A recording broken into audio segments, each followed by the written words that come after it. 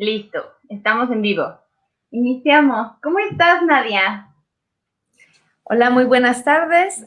Gracias, Mari, por invitarme a este programa. Muy bien. Y ya lista para, ¿Ya pues, lista? para... Me da muchísimo gusto tenerte por aquí. La verdad es que para mí es un honor. Ahorita les voy a platicar. Vamos a dar unos minutos de tortura para que todos se vayan conectando. Los que nos van a Claro. ver después, adelántenle tantito, pero vamos a esperar a que más personas nos vean, porque aparte necesitamos checar esta cuestión del audio y toda esta situación de la conexión. Justo ahorita estábamos platicando que ya nos empezó a llover, entonces esperemos que no tengamos ninguna falla técnica. Sí. Para los que ya nos están escuchando, que ya son 23, ¿nos podrían decir si todo bien, todo en orden? Y aquí los vemos. Creo que sí, sí. Me está diciendo que todo bien. Ok. Bueno, vamos a dar unos minutitos más para que se nos conecten. ¿Te parece si llegamos a los 35 y entonces empezamos? Vamos a 32, ya avanzamos. No hay problema. Perfecto. Todo en orden, dice Jimena, Sharon, Ana, Angélica. Tengo aquí un pequeño delay, supongo que lo escriban hace unos minutitos. Se escucha bien. Ok, muchísimas gracias por sus confirmaciones. Bien, pues entonces voy presentando a Nadia. Me da mucho gusto tenerla por acá. Para nosotros este tema es bien importante. Nosotros tuvimos la oportunidad de verla en un congreso al cual nos invitaron, el viaje a Americania, y entonces ahí fue la primera vez que la vimos y dijimos, en algún momento tenemos que hacer algo juntas, nos vale. Y nos encanta porque tiene muchos cursos, muchos talleres, y entonces, bueno, hasta que se nos hizo y ya la tenemos por acá. Nadia es justo colega mía, de mi alma mater, es pedagoga también, así como yo, de la Facultad de Filosofía y Letras de la UNAM, y tiene una especialidad en sexualidad y en general ha abordado sobre todo temas que tienen que ver con la discapacidad y la sexualidad desde hace bastante tiempo. Tiene un gran recorrido y una gran experiencia en todo este tema. Entonces, para mí es un profundo honor tenerla por aquí. Y pues muchísimas gracias, Nadia. Para mí también es un placer compartir con ustedes. Muchas gracias por la invitación.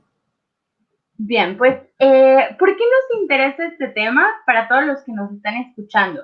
Es un tema complejo, pero es un tema que aparte tiene como muchas cosas detrás. No es un tema que no se puede abordar tan sencillo porque tiene que ver con cuestiones culturales, cuestiones emocionales, cuestiones que pesan y permean para realmente poderlo trabajar. Nos parece que es un tema un tanto más que olvidado, que no ha sido ni siquiera tocado, ¿no? O sea, ni siquiera podríamos hablar de que se olvidó porque nunca fue realmente tocado. O es bien común que nos encontremos con que se vuelve un tema tabú. Entonces, yo te quisiera preguntar primero, Nadia, ¿por qué a ti te interesó el tema de la discapacidad y la sexualidad? ¿Por qué llegaste a este mundo para que todos te empiecen como a conocer un poquito más y sepan, pues, por qué? ¿Qué pasó ahí? Yo también me he hecho esa pregunta. No, no es cierto. Sí, sí, lo sé. Pues les cuento que hace bastantes años ya, en el 2002, me tocó pues ser parte del Programa Nacional de Integración Educativa, cuando justamente hubo esta reforma en la cual los espacios de educación especial se integraban a las escuelas regulares. Yo trabajaba en la Subsecretaría de Educación Básica y Normal, en el Programa Nacional de Inclusión, trabajaba en el equipo técnico y bueno, esa oportunidad que yo tuve de estar ahí me dio acceso a visitar escuelas de todo el país y de todas las modalidades, multigrado, indígenas, escuelas de todos los niveles, para poder apreciar cómo se estaba experienciando esta nueva manera de educación para las personas con discapacidad. Y entonces, pues, a mí me tocaba asesorar a los equipos técnicos estatales con las preguntas que surgían más, a lo mejor de tipo metodológico, didáctico, con las adecuaciones curriculares, pero después de un tiempo fue inevitable que empezaran a surgir situaciones de índole sexual. Claro. Es decir, que al traer a las niñas y niños y adolescentes de los contextos especiales a los contextos regulares, empezaron a suscitarse un montón de situaciones relacionadas a lo sexual y en ese entonces sinceramente no teníamos respuesta para muchas situaciones que se daban y bueno, desde ahí yo pude percibir que es demasiado escabroso el tema de la sexualidad para muchos contextos, porque se podían incluso tolerar situaciones complejas de las personas con discapacidad a nivel conductual, a nivel cognitivo, a lo mejor incluso a nivel de barreras arquitectónicas, pero en cuanto se presentaba una conducta de índole sexual, ahí no había tolerancia. Ajá. O sea, desde discusiones entre los propios docentes, padres de familia, organizándose para sacar a la persona con discapacidad del colegio, miedos, ¿no? Como algo quizá de lo que puede hablar el día de hoy, como todos estos tabús de una persona con discapacidad es como una persona que abusa sexualmente de otros y entonces nuestros hijos no están seguros, ¿no? Como un montón de cosas que en ese momento yo no, o sea, con las bases pedagógicas, porque pues ya lo mencionabas, yo soy pedagoga como de licenciatura, no fue suficiente. Ajá. Entonces, después yo ya a título personal decidí estudiar la especialidad y la maestría en sexología para poder tener más bases y entender como desde dónde abordar todas estas situaciones que se desbordaban en muchos contextos. Terminé la maestría y me quedé casi igual, porque pues tampoco en la sexología es que tenga muchos estudios relacionados a la sexualidad de las personas con discapacidad y el autismo pues es como el más invisibilizado de todos. Y pues gran parte de lo que hoy les quiero compartir tiene que ver más ya con la práctica profesional, o sea, ya como después de tener la base.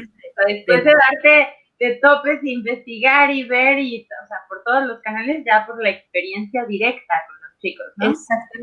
Exactamente, y pues yo siempre le doy gracias a las familias, a las instituciones, a las escuelas que me han permitido trabajar, porque gracias a esos espacios yo he ido construyendo algo metodológico, conocimiento, algo que también por eso les devuelvo en estos espacios, también lo mucho que me han dado, en el sentido de que si no fuera porque se abren a este tipo de ejercicios, no podríamos construir, porque muchas investigaciones no hay.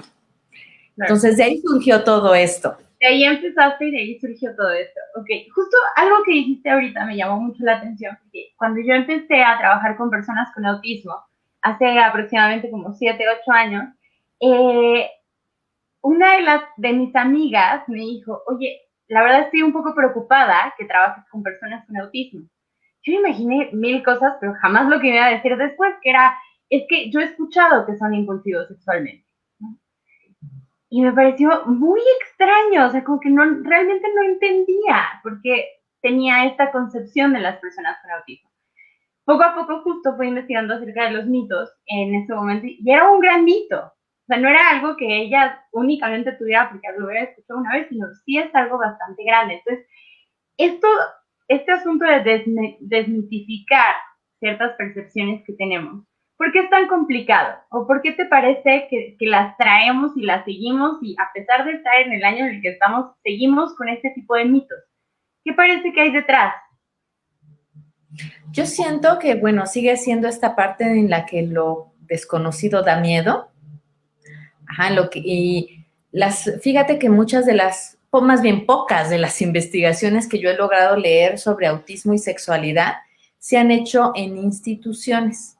O sea, es decir, se han hecho con personas institucionalizadas, no con personas que están en este enfoque de, a lo mejor, inclusión o rehabilitación en la comunidad, ajá, en la que están inmersos en las mismas experiencias sociales que cualquier otra persona. Yo siento que el primer factor sería ignorancia. Me parece bien interesante tu pregunta, porque en este camino yo también quisiera como distinguir que hay personas que, por supuesto, tienen algún espectro, ¿no?, del autismo, pero me he encontrado con personas que sí tienen diagnósticos duales, es decir, donde coexiste el autismo con una discapacidad psicosocial. Ajá, entonces, por supuesto que sí puede haber personas con autismo que tengan una gran complejidad de control de impulso, ajá, porque están conjugadas muchas situaciones. Aquí estoy hablando solo a nivel orgánico, que sí pudieran dificultar que una persona tenga falta de control de impulso. Pero no podríamos generalizar, o sea, no podríamos decir que todas las personas con autismo tienen una dificultad de control de impulso biológico. Tendríamos que mirar caso por caso, no podemos generalizar nada.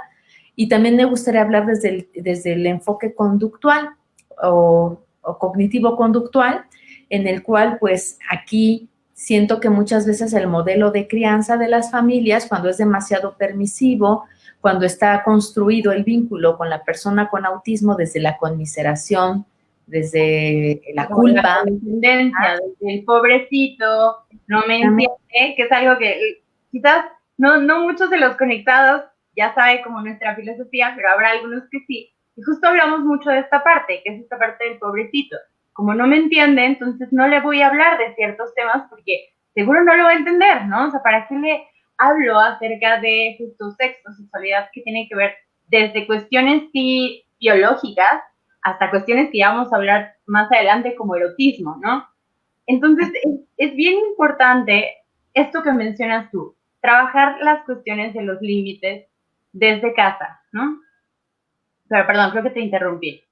No te preocupes. Y justo iba a eso.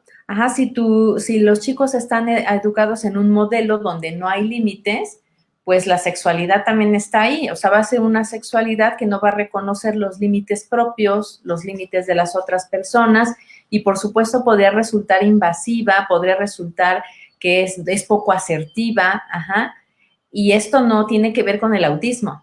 Esto tiene que ver con la manera como hemos educado a las personas con discapacidad, que las dejamos fuera de todo este desarrollo de habilidades sociosexuales, pensando que educación de la sexualidad solo tiene que ver con genitalidad, con infecciones de transmisión sexual y embarazo, y toda esta parte que tiene que ver con los afectos, con el contacto, con el lenguaje corporal, con pues lo que significa la seducción, ¿de quién te puedes enamorar? Este es un conflicto para muchas personas con discapacidad. Me enamoré de la maestra, de una prima, de una persona que está casada, porque ni siquiera saben a dónde dirigir su afecto, porque no han recibido una educación que les permita diferenciar incluso algo tan simple como a quién le puedo dirigir este amor o esta atracción sexual que siento ahora. Okay. Y creo que eso tiene que ver mucho con que las familias de las personas con autismo y, bueno, en general de las personas con alguna condición o discapacidad, tienen muchos temas en su plato, ¿no? O sea, reciben el diagnóstico y es entonces lidiar de alguna forma con la parte conductual, con la parte cognitiva, con la parte de funciones ejecutivas, con la cuestión del lenguaje y la comunicación, que en el autismo de repente vemos ciertos déficits. Y de la intención comunicativa, que ahorita vamos a hablar un poquito de eso, porque es bien importante saber la intención comunicativa que tiene la persona, pero bueno. Y entonces como que tenemos una familia con el plato lleno, ¿no? Que entonces deja o patea el tema de la sexualidad para después, ¿no? Que es, sí, después cuando esté más grande, sí, después lo vemos la cuestión de la intimidad o de la higiene, cuando esté más grande, ¿no? Todavía no estamos ahí, todavía no te me adelantes como terapeuta, no me vengas a hablar de eso, porque es demasiado, ¿no? Como que está saturada la familia, pero sí es bien importante que por lo menos las 85 personas que nos están escuchando se vayan con una idea y que no es para después, que es para ahorita. Claro. Y a mí me gustaría que justo nos platicaras un poquito, ¿cuándo empezamos, Nadia? ¿Empezamos cuando tenemos 10 años o empezamos desde muy chiquitos? Pues bueno, mira, lo primero es que pues nacemos con sexualidad, entonces la educación de la sexualidad es toda la vida. O sea, tendría que ser si hablamos de educación, o sea, institucionalizada, tendremos que hablar desde todos los niveles. En todos los niveles, educar en sexualidad, pero yo lo miraría más desde una visión transversalizada. Como tú lo acabas de mencionar, o sea, es como tengo que atender lenguaje y tengo que atender conducta y tengo que atender motricidad y además, ¿no? Entonces, claro, o sea, es como un mundo de cosas que resolver, pero si en la educación oficial o en la educación donde los niños van a aprender a leer, a escribir y a socializar y otras tantas cosas, la sexualidad estuviera abordada ya ahí en ese currículum de manera transversalizada, es decir, no como la materia de sexualidad, sino que identifican en el currículum oficial todas las oportunidades educativas en las que se habla de género, de vínculo, de sexual, de cuerpo, de identidad, y entonces estuvieran conscientes de que se aparecen muchas oportunidades para poder educar en sexualidad. Sería muchísimo más continuo y más integral, que la sexualidad fuera abordada así y no como una cosa más que se agrega a todo el sinfín de habilidades y destrezas que la persona tiene que aprender. Pero en relación a las familias que nos están mirando, no esperen a la pubertad, porque está como esta cuestión social en la que parece que con el primer vello púbico aparece la sexualidad y todo el mundo dice, ahora sí, ya vamos a hacerlo, pero a veces es tarde. Porque ustedes saben que muchas personas del espectro autista van a requerir muchísimo más tiempo, para poder adquirir un concepto, una habilidad, una destreza. Por tanto, incluso tendremos que adelantarnos, a diferencia de la población regular, en poder ir facilitando toda una serie de elementos para que cuando aparezcan las necesidades, más concretas, como a lo mejor un chico que ya tiene erecciones, que tiene eyaculación o que tiene conductas de autoestimulación en genitales, o una chica, o la menstruación, no sea como que la familia y todos se enloquecen porque ya está sucediendo y no se trabajó de manera anticipada. Sí. Y es bien importante entender, porque el proceso de pensamiento de una persona con autismo no es igual al de una persona neurotípica, ¿no? Que es esta cuestión de la pena, esta cuestión de sé en dónde, sé que en qué lugar, sé que tiene que ver con una cuestión social, es decir, me da pena que mi mamá me vea desnudo o me da pena que la maestra me vea tocarme. Eso tiene que ver con cultura, eso tiene que ver con aprendizajes meramente sociales. Y eso cuesta un poco más de trabajo integrar en la parte del autismo, ¿no? O sea, integrar este proceso de pensamiento con cómo se lo vamos a enseñar, ¿no? O sea, cómo vamos a hacer que esta persona logre cruzar la barrera y entonces pueda tener un espacio o un tiempo o sepa que solo se va a masturbar en el baño de su casa o en su cuarto únicamente de tal o tal manera, ¿no? Entonces, hay varias preguntas que seguro nos están ya poniendo que tienen que ver con la masturbación, pero me gustaría ir a un pre, que es la cuestión de la intimidad y la cuestión de la higiene. ¿Por qué es tan importante, Nadia? Es importante en el sentido de que son habilidades para la vida diaria, y sobre todo cuando estamos, pienso yo, hablando de autismo, de discapacidad intelectual, nosotros tenemos que centrarnos cuando estamos abordando la sexualidad, más que en que aprendan conceptos como para contestar exámenes, estamos hablando de habilidades de la vida diaria. O sea, es decir, este conocimiento tiene una manera de experienciarse cotidianamente, para algo es, ¿no? Entonces, si yo le enseño las partes de los genitales externos, por ejemplo, a un chico o a una chica con autismo, no es para que me ponga los nombres en un esquema y le haga un examen. Es para que después yo le voy a enseñar cómo se asean esos órganos sexuales, cómo se pueden mirar para saber si hay una infección, cómo se ven estos órganos sexuales cuando están sanos, cómo se ve cuando no están sanos, cómo una chica puede asearse, por ejemplo, para cambiarse su toalla sanitaria, de dónde va a salir la sangre, cuando yo menstrue. El que yo le enseñe las partes, ¿no?, y los órganos sexuales a una persona es porque necesariamente se va a aterrizar en una habilidad de la vida cotidiana.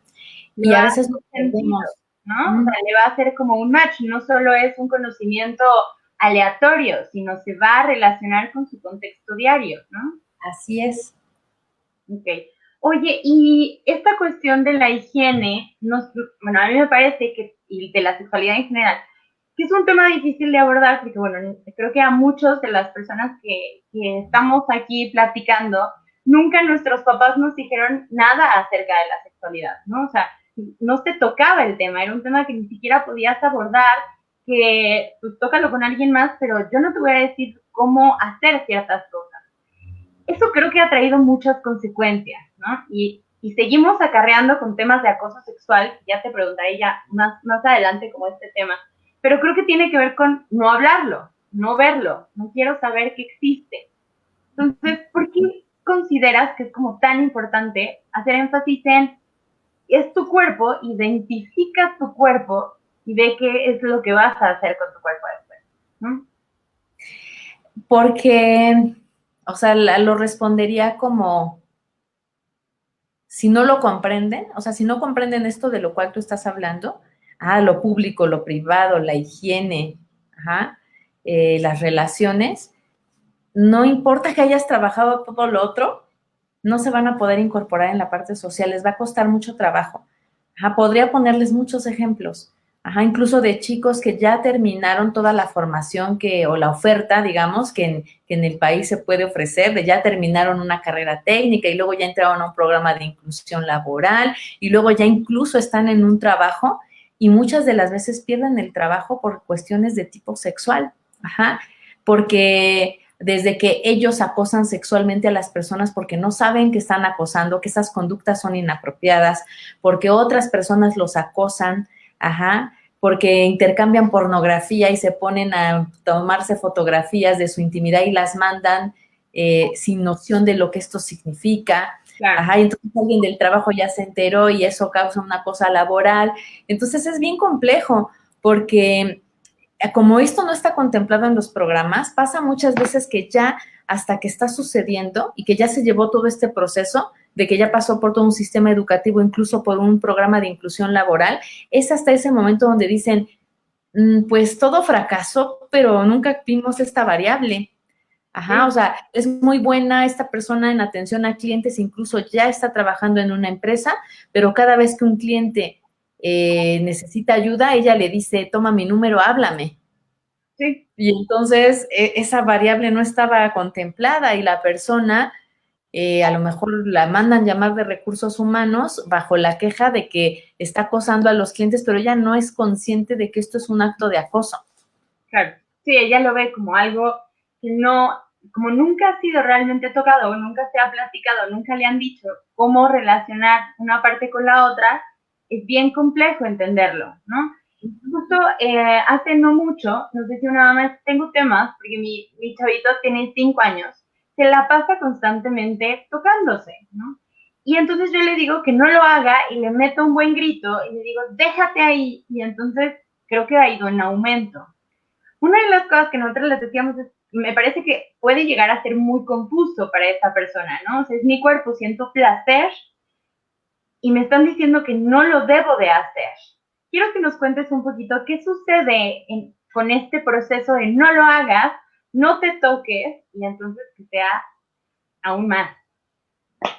Bueno, en este caso tendríamos que, quiero hacer una aclaración.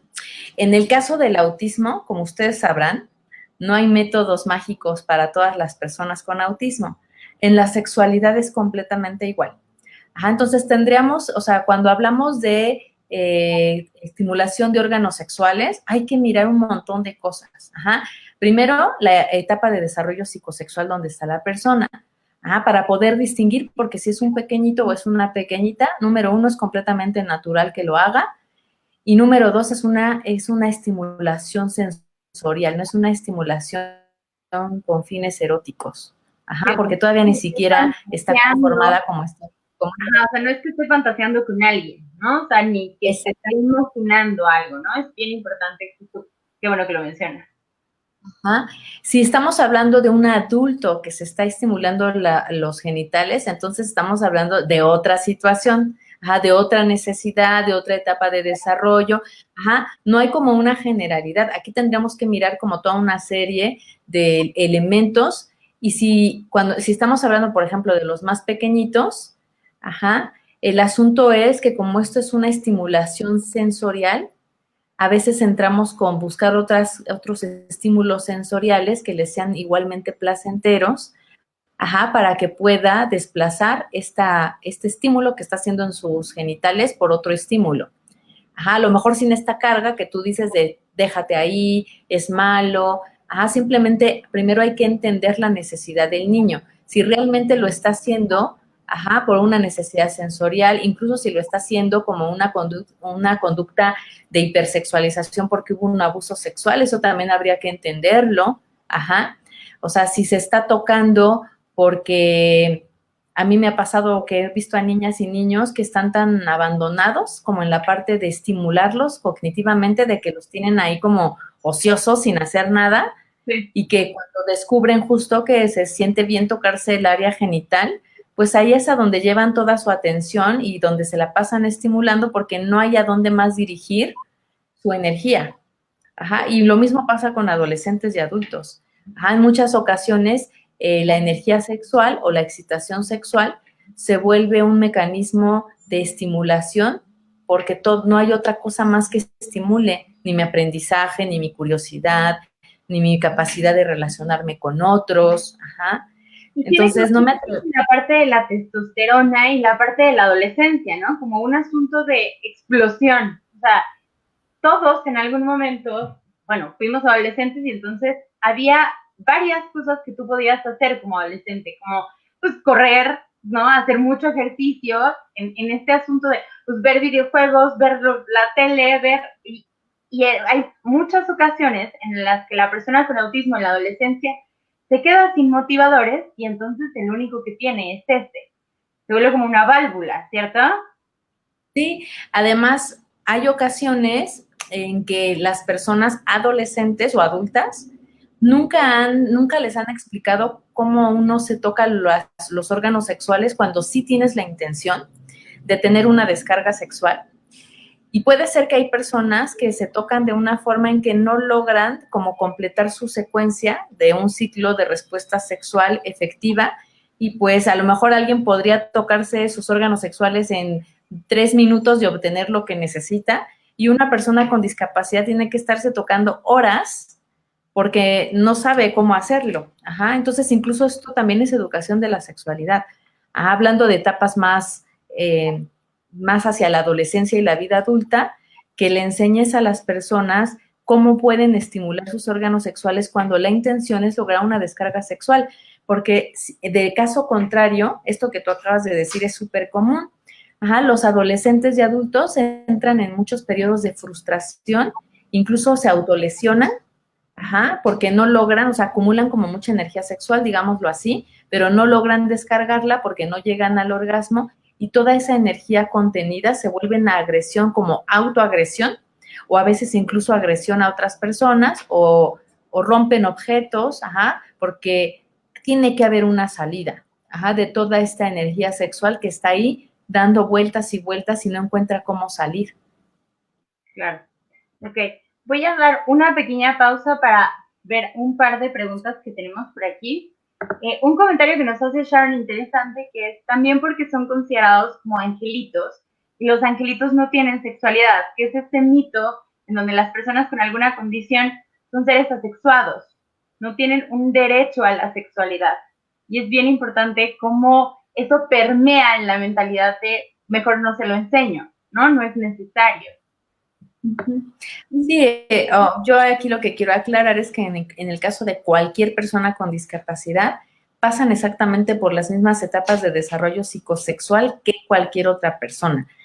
No, solamente las discapacidades que tengan un origen, yo diría más cromosómico, en donde no haya aparición de caracteres sexuales secundarios, donde no hay descarga hormonal, como el síndrome de Turner, por ejemplo, entonces se para todo el desarrollo.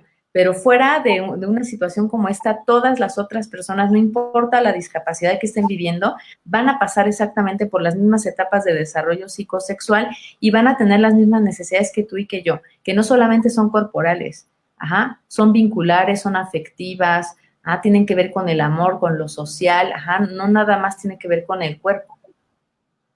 Qué bueno que lo mencionas, es muy, muy importante que todos lo sepamos, ¿no? O sea, pasamos por las mismas, el mismo proceso biológico y eso nos lleva a atenderlo. O sea, pasamos por lo mismo, por lo cual necesitamos específicamente dar herramientas para que lo logremos, ¿no? Adecuadamente o de la mejor manera. Lo que sí quisiera aclarar, Mari, es que aunque pasamos por las mismas etapas de desarrollo psicosexual, particularmente en el caso del autismo, ellos son muy, no sé cómo decirlo, auténticos, creo que usaría esa palabra, porque cuando nosotros construimos nuestro erotismo, lo construimos desde una base social en la cual nos han condicionado a qué es lo excitante, qué es lo atractivo, qué es lo bonito, ajá. Como ellos, ayer justo hablaba con una persona que espero que me esté viendo, que él me decía que no se les olvide que nosotros no tenemos sentido común. O sea, él está hablando de esta parte que para nosotros es como Ajá, obvia, pero para ellos no lo es. sí. Entonces, aquí lo que quiero recalcar es que hay personas con autismo que van a desarrollar conductas que son atípicas para nosotros. Ajá. Por ejemplo, a lo mejor un adolescente puede erotizarse, puede tener cuando digo erotizarse es que va a haber una respuesta sexual, ajá, ante un tocamiento en su hombro, ajá, ante el simple hecho de que alguien toque su mano, ante una mujer que va caminando y él ve cómo se mueve la falda y la falda le causa una erección.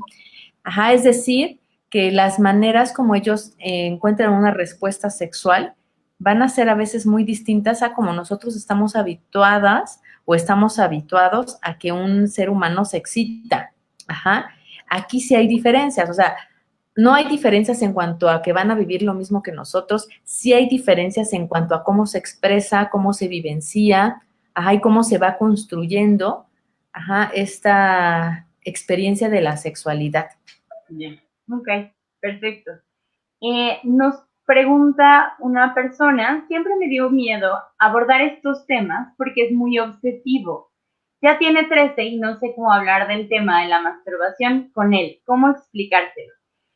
Quizás sería bueno entender cuáles son las habilidades y los retos de esta persona. Creo que sí es distinto hablar de una persona que tiene, por ejemplo, el lenguaje y cómo se lo vamos a explicar a esta persona a si hablamos con una persona que quizás necesite apoyos visuales para que sea como más comprendido, ¿no? Ahora, este tema de las obsesiones es muy común en adolescentes, sobre todo con Asperger, que se clavan con ciertos temas y entonces no los dejan ir. ¿Te ha pasado? Cuéntanos un poquito. Sí, sí me ha pasado, pero recuerdo mucho a uno en particular que durante las sesiones me dice, mi familia se harta de mis obsesiones, pero no se dan cuenta que yo no soy obsesivo, yo soy así. Ajá, entonces yo lo entiendo. Ajá, para nosotros nos parece una obsesión porque nosotros, digamos, aprendemos a vivir sin esas obsesiones, aunque bueno, creo que muchos las ocultamos bien, pero sí las tenemos. Así por un carácter social, ¿no? Ajá, lo que pasa es que ellos piensan en voz alta. Si nosotros pensáramos en voz alta, les apuesto que muchos de nosotros pasamos por obsesivos y más. El asunto es que para ellos la obsesión es parte de su vida. O sea, así es como funcionan. Y nosotros a veces estamos peleando demasiado con esas cosas. Al menos, por ejemplo, las personas que yo conozco que sí tienen estas obsesiones, cuando hablamos de su vida íntima, cuando hablamos de su cuerpo, cuando hablamos de lo que están experimentando, ajá, agradecen mucho que haya un lugar donde puedan expresar todas estas cosas que les obsesionan, por supuesto, pero es más la obsesión de no entender que la obsesión de entender. Ajá. Justo eso es bien importante, eso que dices creo que es fundamental. O sea, se crea una obsesión también porque es un tema desconocido y nuevo. O sea, no sé bien qué está pasando, por lo tanto le doy vueltas en mi cabeza una y otra vez. Uh-huh. Yo, perdón, quisiera complementar a esta mamá que preguntó esto. Decirle que siempre es importante usar material concreto, o sea, no importa la edad que tenga tu hijo, o sea, y esta parte de las obsesiones sé que es complicada de manejar, pero que no se clave ahí. Ajá, o sea, es importante darle la información. De todas formas va a estar obsesionado con la ignorancia, mejor que esté obsesionado con la información. Ajá, que use material concreto y el criterio, porque pues estamos hablando de autismo, es un espectro muy amplio, que es que entre más habilidades tenga la persona, es decir, que sea verbal, que pueda leer, escribir un concepto, los ajustes razonables o adecuaciones curriculares que vamos a hacer van a estar más centrados en los materiales, ajá, en el tiempo y en la metodología. pero entre la persona, digamos, vaya más hacia un lugar donde pues requiere muchos apoyos, donde a lo mejor no es verbal, no sabe leer y escribir, ajá, entonces vamos a centrarnos en habilidades de la vida diaria, ajá, vamos a usar cada vez material más y más concreto, ajá, más y más explícito. Esto a veces le cuesta un poco a las familias entenderlo por el tabú de la sexualidad. Ajá, no podemos usar a lo mejor en algunos casos dibujitos o cosas de doble sentido, o quise decir esto, pero en realidad es esto, O las o pongo, palabras. ajá, o pongo un condón sobre un plátano, ajá, porque eso no tiene sentido. Ajá, el gran reto de las personas, cuando estamos hablando de personas con autismo, es que hay que ser explícito. Ajá, lo que no significa, a lo mejor para muchas personas esto es fuerte, ajá, porque nos han enseñado que la sexualidad es algo que hay que ocultar, que te tienes que apenar. Entonces, ¿cómo le voy a enseñar a una persona un pene real, o sea, en una foto, en un video, o a lo mejor un material didáctico, si me avergüenzo? Yo preferiría usar un plátano, preferiría usar un pepino, pero no podemos, ajá, porque en el caso de ellos tenemos que usar material lo más parecido a la realidad. Ok, perfecto. Muchísimas gracias, Nadia. De verdad, esta plática está siendo, bueno, por lo menos para mí maravillosa. Creo que para muchas de las personas que nos están escuchando. Y tenemos otra pregunta que es de Jimena, que dice, dentro del autismo, en la primera escuela inclusiva en la que trabajé, me mencionaron las maestras que al ser tan sensoriales eran más precoces. ¿Qué tanto es cierto? El niño que atendía siempre se rascaba las pompas, pero a mí me di cuenta que pues su higiene al limpiarse no era la mejor. Se trabajó en su higiene, pero no era la prioridad de conducta a modificar. Para mí sí era importante, porque al final es el distractor, pues seguía siendo la molestia y como dices, lo externaba con otras cosas, ya no se alcanza a leer. Pero bueno, supongo que lo externaba haciendo otras conductas. Entonces, Sí pasa que las personas con autismo son mucho más sensibles a lo kinestésico incluso. Ajá, no solamente a la parte sensorial de recibir un estímulo, sino incluso a lo kinestésico. Yo he visto que incluso varias personas con autismo, su manera de llegar a la excitación y al orgasmo, ni siquiera requieren tocarse, únicamente hacen un movimiento y a través del movimiento tienen toda una respuesta sexual. Entonces, vuelvo al caso en el que hay que ver caso por caso, pero esto que nos dice esta persona sí es real. Las personas con autismo son a veces mucho más sensibles al contacto y al movimiento porque son muy sensoriales, son muy kinestésicos y pues si tú eres sensorial y kinestésico, tu sexualidad también, ajá. Así somos no solamente ellos, nosotros también. Si yo soy una persona que me encanta la música y me encanta oír, pues me va a excitar mucho que mi pareja me diga cosas al oído. Si yo soy una persona que me encantan los olores, ajá, que amo los perfumes, busco mucho los aromas, pues por supuesto que en la vida sexual, si mi pareja huele rico y usa aromas, eso va a ser todavía una experiencia más gratificante. Y pues es las personas con autismo que son muy sensoriales, pues su sexualidad va a ser exactamente igual. Ajá. Su respuesta sexual, sus estímulos van a ir muy enfocados a cuestiones de tipo sensorial y a lo mejor no tanto en los elementos erotizados que nosotros tenemos ya establecidos. sí, como cánones ya marcados, ¿no?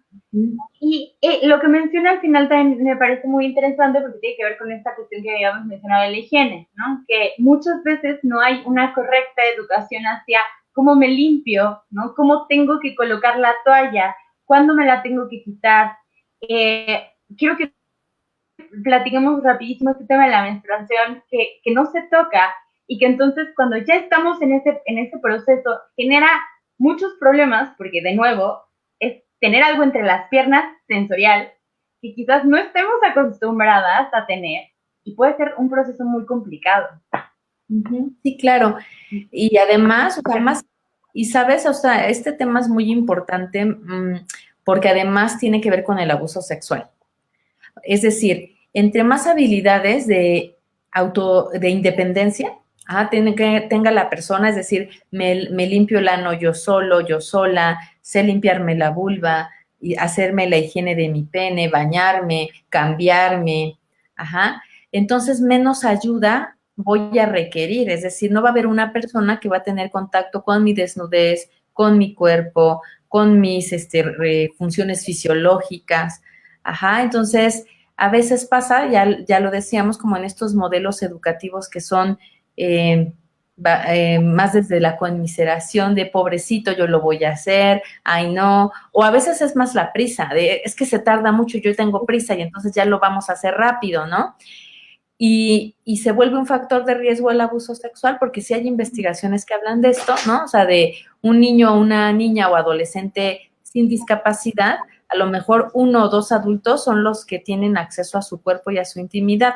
Y cuando son personas con discapacidad son hasta 8 personas, ajá, las que tienen acceso a su cuerpo entre terapeutas, maestros, personal de apoyo. Y las mismas investigaciones nos dicen que entre estas personas regularmente está quien abusa. Ajá. Entonces, en la medida en la que nosotros les enseñamos a ser independientes y que no requieran estos apoyos, que puedan hacerlo de manera autosuficiente, estamos poniendo, ajá, un factor protector a que no tengan que vivir esta experiencia de abuso, ajá, o que no, porque inclusive, saben, aunque no vivan una experiencia de abuso como tal, yo he escuchado a varias personas, adolescentes y adultas, a las que sí llega un momento en que les avergüenza, no quiere, o sea, es muy fuerte que alguien tenga que cambiarte la toalla sanitaria y tenga que limpiarte la vulva o tenga que limpiarte las nalgas, ajá, porque no aprendiste a hacerlo. O sea, hay personas que para ellos es fuerte esta experiencia. Y también he vivido el otro lado de la moneda, ¿no? Con instituciones o cuidadoras y cuidadores en los que solo el único momento donde hay un tocamiento en los genitales, en las nalgas, para una persona con discapacidad es cuando defeca, cuando hay un cambio de ropa y, y pueden usar ese momento para ser tocados y excitarse. Claro. Ajá. Incluso por un familiar, por la mamá, por alguien que está haciendo esa función y también a veces llega a incomodar desde el otro lado de decir, ay, le estoy apoyando y le estoy ayudando y veo una erección y veo respuesta sexual a esto que yo estoy haciendo que no tiene un corte de erotizarlo, pero él sí se está erotizando, ella sí se está erotizando y también empieza a haber conflicto con la persona que está otorgando o está brindando los apoyos. Nos podríamos evitar todas estas situaciones, ajá, si empezamos a trabajar desde que son pequeñitos, pequeñitas, para lograr un mayor nivel de autonomía, el mayor posible. Ok, perfecto. Sí, autonomía y autodeterminación, y bueno, lo que estás diciendo creo que es fundamental. Bueno, todo, pero esto creo que es fundamental. Empezar desde un inicio, o sea, empezar desde que son chiquititos, no ya cuando tenemos el tema ahí. ¿Conoces alguna cifra de abuso sexual en autismo, Nadia? ¿Hay investigaciones? No, no. Conozco investigaciones que hablan, por ejemplo, de abuso sexual en población con discapacidad intelectual, con sordera, pero con personas con autismo no. Yo considero que es porque muchas de ellas no saben que están viviendo abuso sexual y a lo mejor algunos que sí pudieron darse cuenta que vivieron abuso sexual no saben los mecanismos o la familia no procede muchas veces a los mecanismos de denuncia y pues por lo tanto es un fenómeno invisibilizado desde muchos lugares, desde el aspecto legal, desde el aspecto de salud, desde muchos, muchos espacios. Okay. Sí, y este tema de la comunicación tiene mucho que ver, ¿no? O sea, quiero que nos platiques un poquito cómo necesitamos hacerle para que una persona con autismo tenga las herramientas para que si es tocado de una manera indebida pueda comunicarlo. ¿Y cuáles son las señales que los papás que tenemos aquí, las mamás que tenemos aquí, puedan ir viendo si es que, como esta conducta hipersexualizada que mencionábamos hace rato, para ir viendo que quizás hubo un abuso por parte de alguien cercano? Híjoles, es que son muchísimas habilidades sociosexuales, de las que estamos hablando, desde conocer el cuerpo, para poder identificar luego en el cuerpo cuáles son las partes íntimas, las mías, las de otras personas, quién tiene acceso a estas partes íntimas y aún teniendo ese acceso, ¿cómo es ese acceso? O sea, bajo qué circunstancias, bajo qué modalidad, ¿no? ¿Por qué? Porque si yo tengo este conocimiento, entonces lo que sale de acá ya lo puedo, ya tengo el criterio de decir, esto no es, esta persona no tendría que tener acceso a mi intimidad, no podría tocar mi cuerpo de esta manera, entonces tendríamos que hablar de esto, de los lugares públicos, públicas, conductas privadas, quién entra en tu círculo donde puede haber acceso a la intimidad, quién no entra en ese círculo, y todo esto que hablaba en un principio. Hay muchos tipos de abrazos. ¿Cómo distingo un abrazo que es de amigos de un abrazo donde ya están teniendo una connotación sexual? ¿Cómo distingo un saludo y un beso que no tiene ninguna intención más que saludarme de uno que es seductor? Entonces, como todo este lenguaje corporal que hay que enseñarles a decodificar, incluso el lenguaje, o sea, el lenguaje de cómo es un albur, de cuando una persona está usando esta palabra o este tono de voz o esta postura, está hablando de algo sexual. Porque para muchas personas con autismo es muy complicado hacer toda esta decodificación. ¿No? Porque, exacto, y que a nosotros no nos enseñan, pero que tenemos como ciertas herramientas para poderlo decodificar en el tiempo y vemos la televisión y ahí vemos muchas cosas, pero para ellos no es claro. Entonces, hay toda una serie de habilidades que hay que trabajar en las personas con discapacidad para que puedan distinguir de lo que es una situación abusiva de lo que no lo es. Porque sí me he topado con casos donde una persona recibe un tocamiento o recibe una muestra de afecto que no tiene connotación sexual, pero ante la orden que a veces se da en el modelo educativo de que nadie te toque, sí.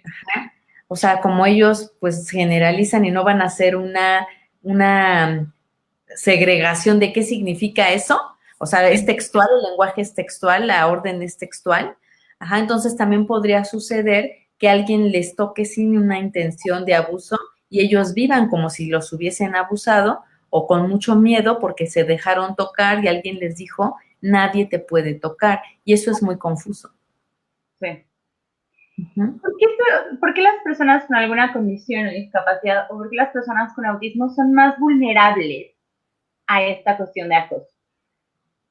Justo por lo que acabo de mencionar, porque los agresores sexuales son personas que, pues, entre más vulnerable sea una persona, pues es más sencillo ejecutar este acto de violencia, y al darse cuenta que las personas con discapacidad, por ejemplo, autismo, discapacidad intelectual, no comprenden el lenguaje sexual, no les faltan muchas herramientas de decodificación, se hacen las víctimas perfectas en el sentido de que puedo estar abusando sexualmente de una persona y esta persona ni siquiera comprende el hecho, de que está viendo un abuso sexual.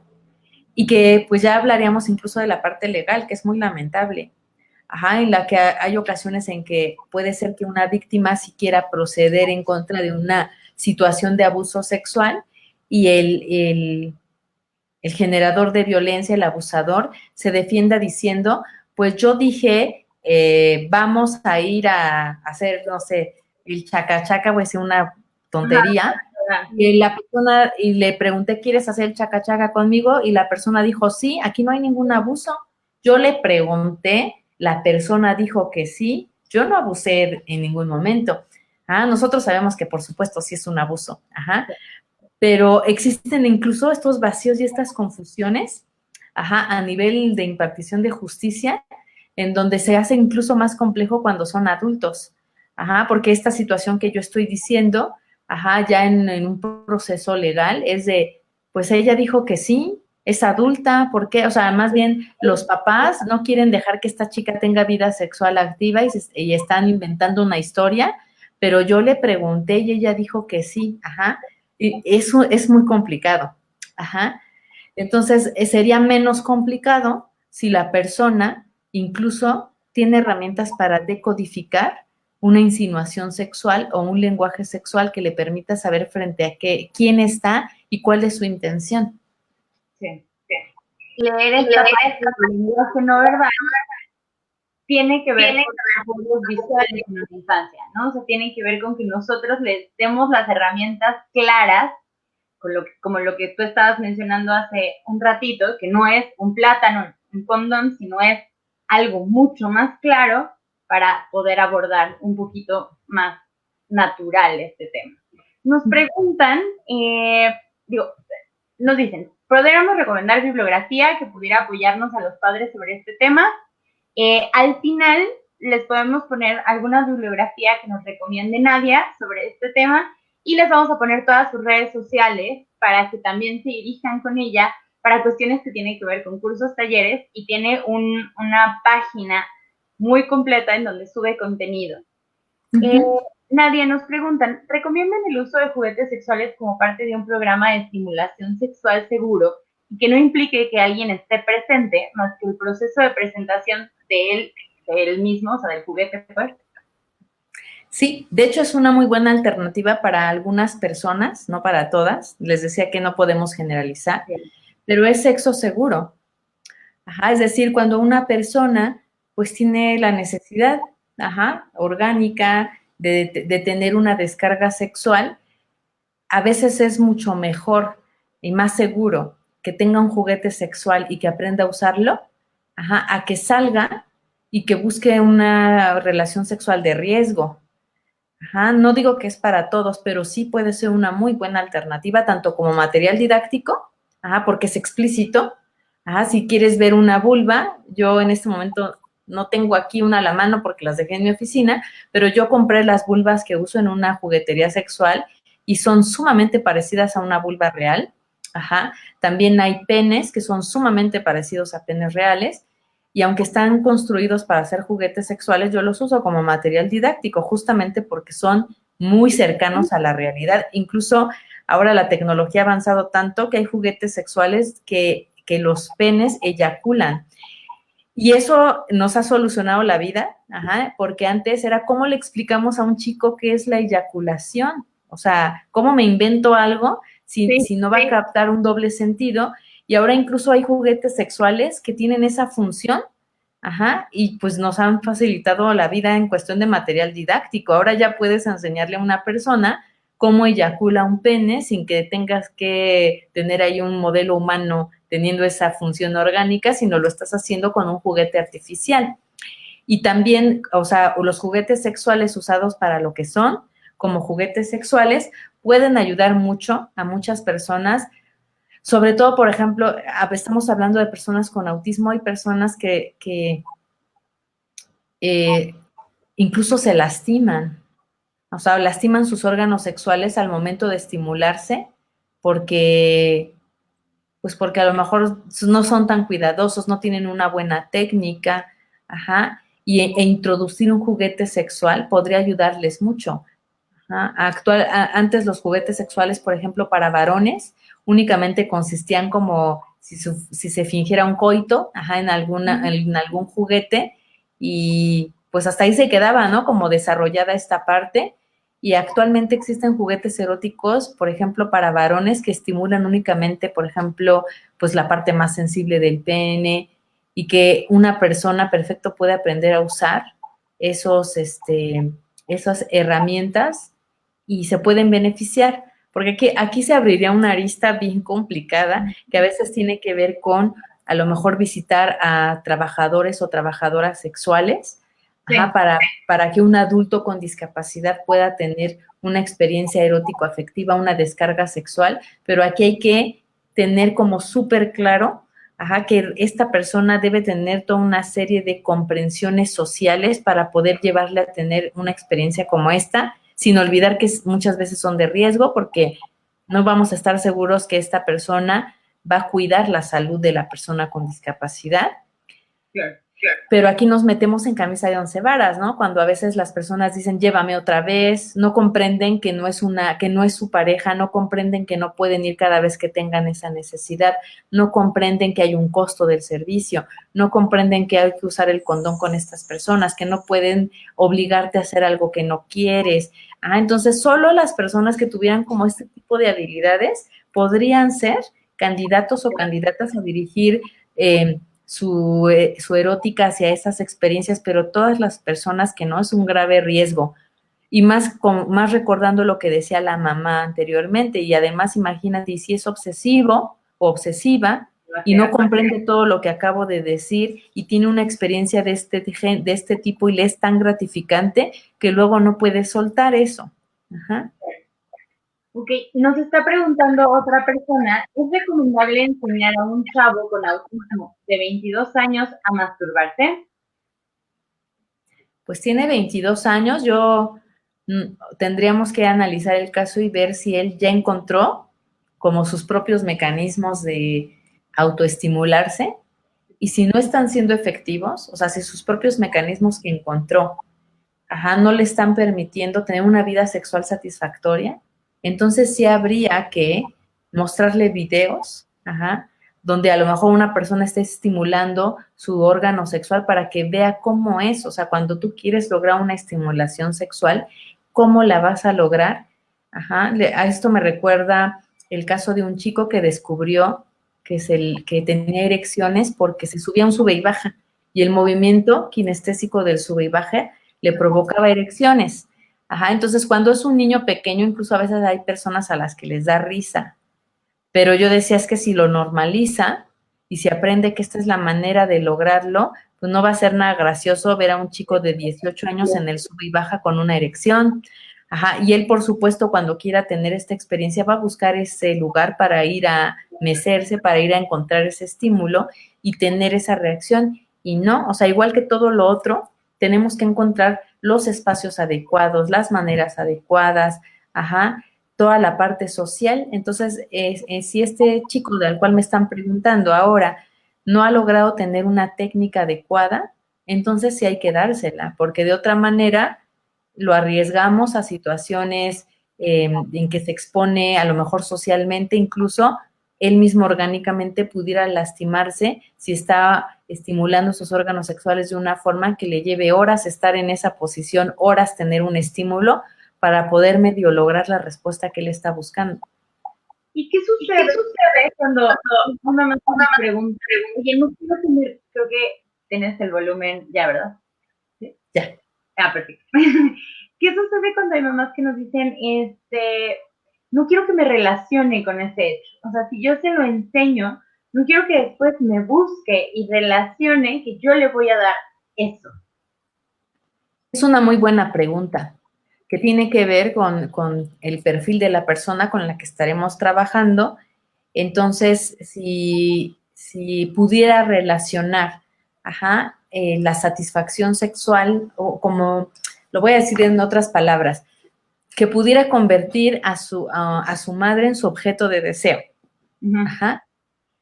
Entonces, lo ideal es buscar a una persona que sea neutral, o algún otro familiar que no tenga problema con dar este apoyo, y que pueda como marcar este límite, digámoslo así, de que únicamente es una demostración, pero que no va a haber una interacción entre ellos que rebase la parte instructiva, vamos a ponerlo así. Como la parte de enseñanza, pues, sino que no roce con este vínculo afectivo que hay, y entonces que se vuelva confuso, ¿no? Okay. Mi hijo de 11 años, otra preguntita que tenemos por acá, busca oler los pies de alguien para masturbarse. ¿Qué puedo hacer?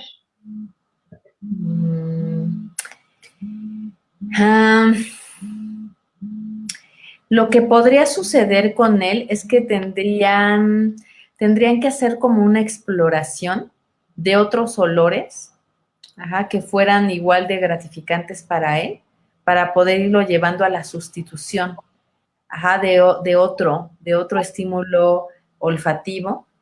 Y si no lo pueden lograr, o sea, si esto ya, digamos, es como parte de su erótica, entonces sería que ya encontró, de que es un estímulo sexual efectivo para él, el olor a pies. Tendrían que enseñarle que eso lo tiene que hacer en privado.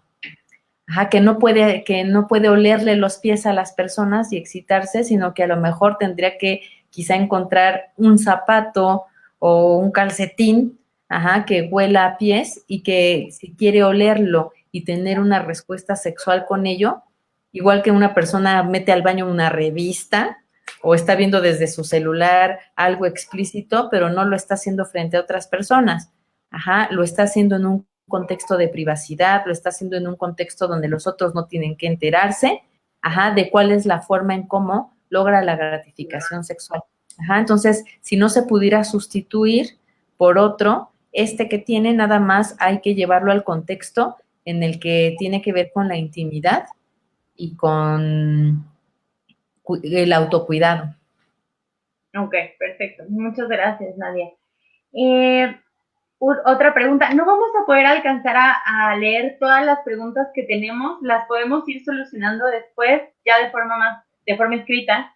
Pero bueno, aquí estoy viendo otra. Mi hijo de 21 años se estimula mucho sobre superficies duras, sobre todo sobre mesas, pero no logra la eyaculación, que es esto que mencionabas, ¿no? O sea, puede ser hasta peligroso, puede ser un asunto en donde se ponga en riesgo por intentarlo, como lo que decías de 1 hora, pero al final no logra llegar a la eyaculación. Entonces sí habría que apoyarlo en este sentido, ¿no? Nada más habría que cuidar el cómo lo apoyamos, que es la parte más crucial. ¿Sí? Okay, perfecto, Nadia.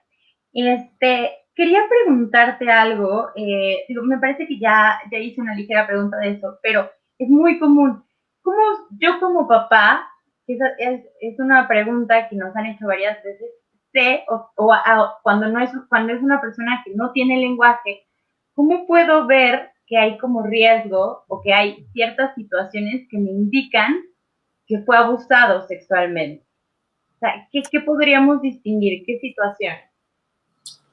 Híjole, ¿sabes? Esto es complejo porque todas las investigaciones nos hablan de trastornos de sueño, trastornos de alimentación, trastornos de aprendizaje, ajá, hipersexualización. Es decir, cuando hay una experiencia traumática, el niño, la niña o el adolescente va a manifestar el trauma a través de cambios, ajá, o sea, cambios que vamos a ver en esto, en la alimentación, en el sueño, en el aprendizaje, en su capacidad de relacionarse. Se hace complejo cuando las niñas y niños tienen discapacidades donde hay trastornos de sueño, donde hay trastornos de conducta, donde hay trastornos de aprendizaje, pero yo les diría que desde mi experiencia, yo he conocido a personas que conocen tan bien a sus hijos, conocen tan bien a sus alumnos, que te dicen, ajá, te dicen, él siempre está aleteando,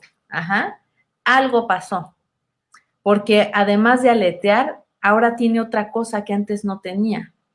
O esta persona aleteaba bajo ciertas circunstancias y ahora ya cambió, el aleteo ya no se da en ese lugar, se da en otro lugar. Aquí, o sea, aquí dependemos mucho de la observación y el conocimiento de los cuidadores, de las personas que más conocen a la persona con discapacidad, porque los conocen también, que aunque viven ya ellos con muchas variaciones en su desarrollo, pueden identificar que algo cambió.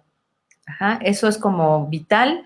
Por supuesto, cuando nosotros diagnosticamos o nos atrevemos a decir que alguien vivió abusos sexuales porque tenemos toda una serie de evidencias, ajá, lo que nos reporta la familia, a lo mejor dependiendo de la persona, ¿no? Vemos cuáles son sus niveles de ansiedad, vemos si hay signos de trauma, ajá, por supuesto la parte que tiene que ver si hay lesiones en el cuerpo de la persona, es como toda una serie de elementos que vamos analizando y vamos conjuntando para poder llegar a la conclusión de que efectivamente una persona vivió un evento de abuso sexual cuando no lo pudo oralizar, cuando no lo puede expresar de que pues efectivamente haya vivido algo.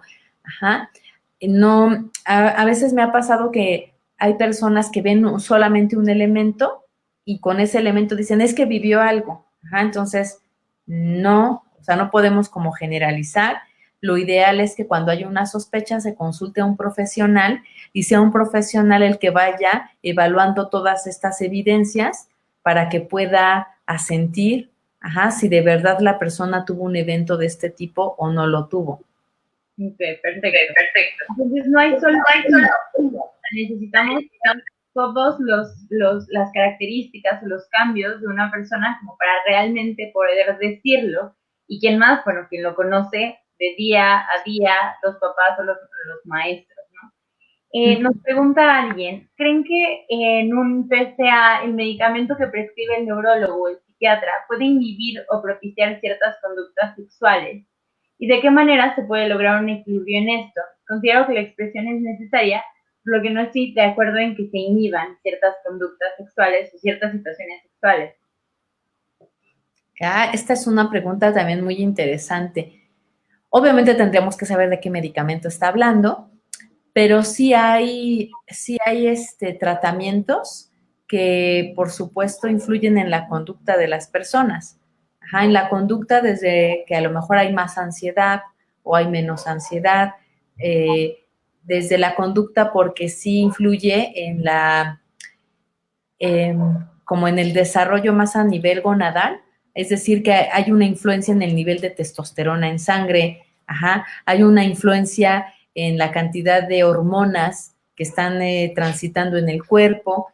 Y claro que sí, o sea, sí hay medicamentos que van a afectar o que van a impactar en el desarrollo de la persona, a lo mejor en un primer momento a nivel biológico, pero eso biológico pues va a alterar la conducta de la persona. Entonces, habría que ver de qué medicamento está hablando esta persona. Yo sé, ya he atendido varios casos en los que las familias tienen tanto miedo, por ejemplo, de que sus hijas menstruen o de que sus hijos empiecen a tener eyaculaciones, que buscan personas que les den recetas de inhibidores.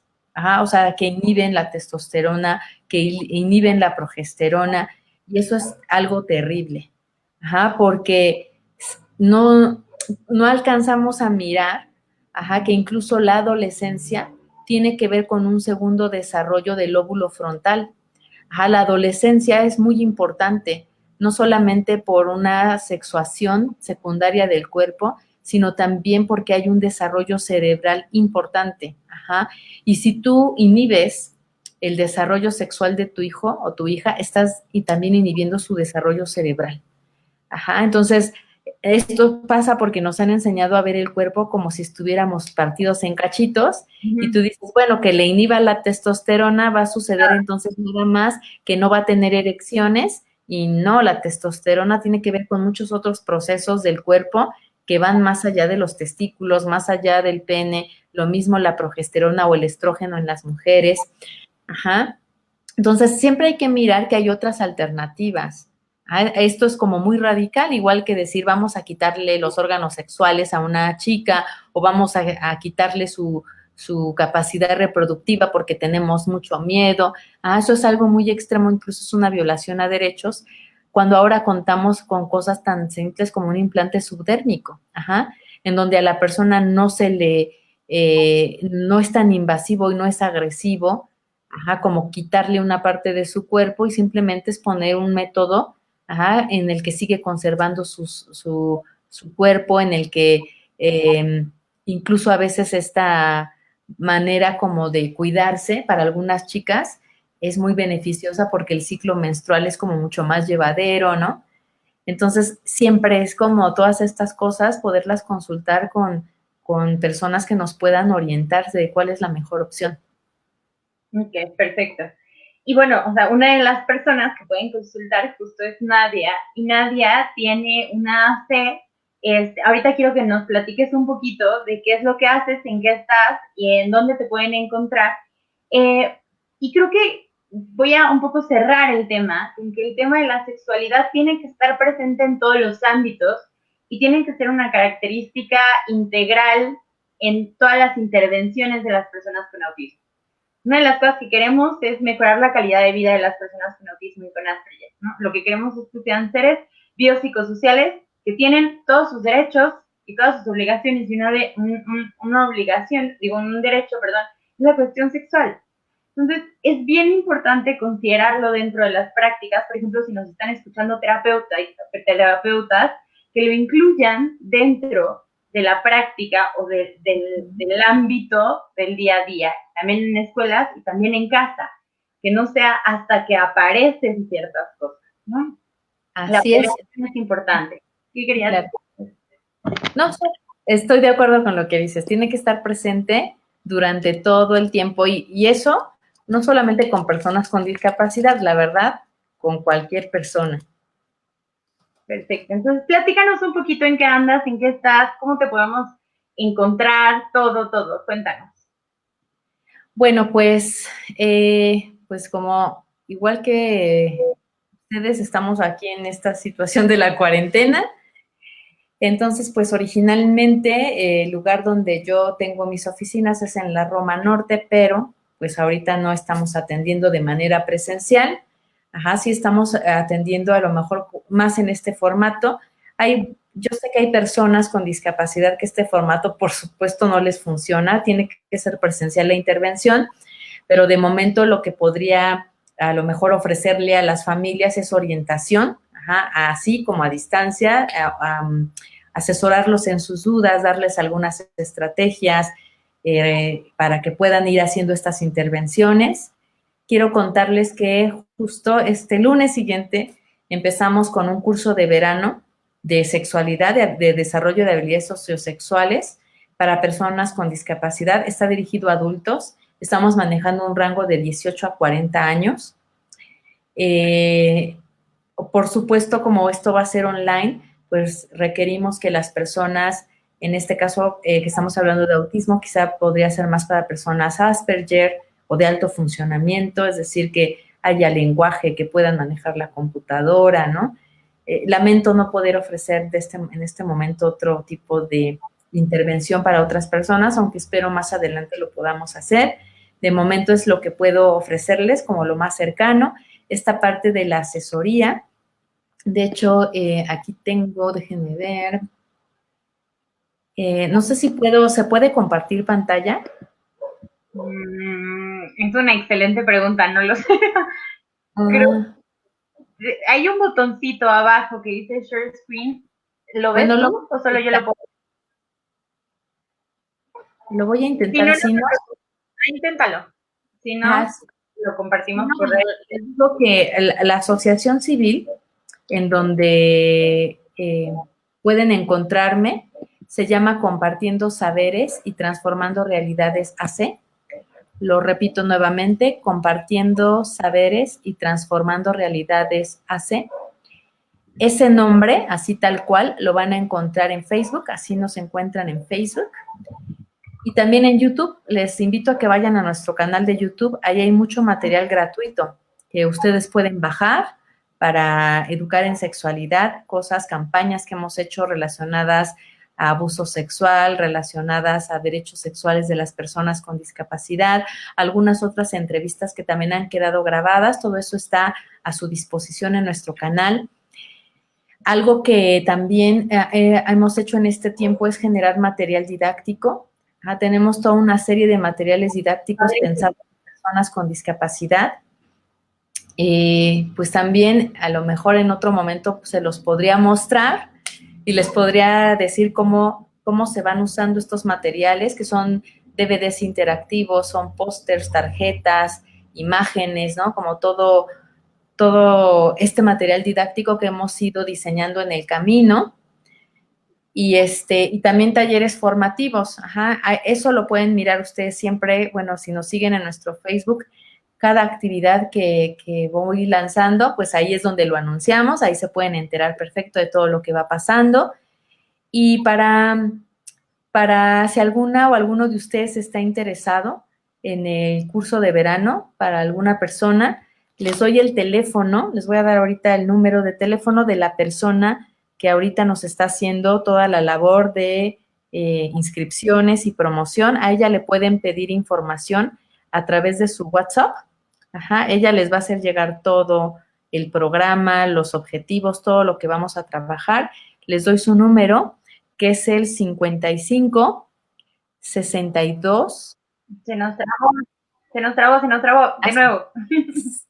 55 62 10 57 25. Ahorita. Ajá. Si alguien tiene problemas con esto, simplemente puede escribir a mi correo electrónico, que es nadiaeduca, así como está escrito mi nombre, con la palabra educación pero cortada, nadiaeduca@gmail.com. Me pueden escribir también vía correo electrónico, pues también les puedo hacer llegar esta información.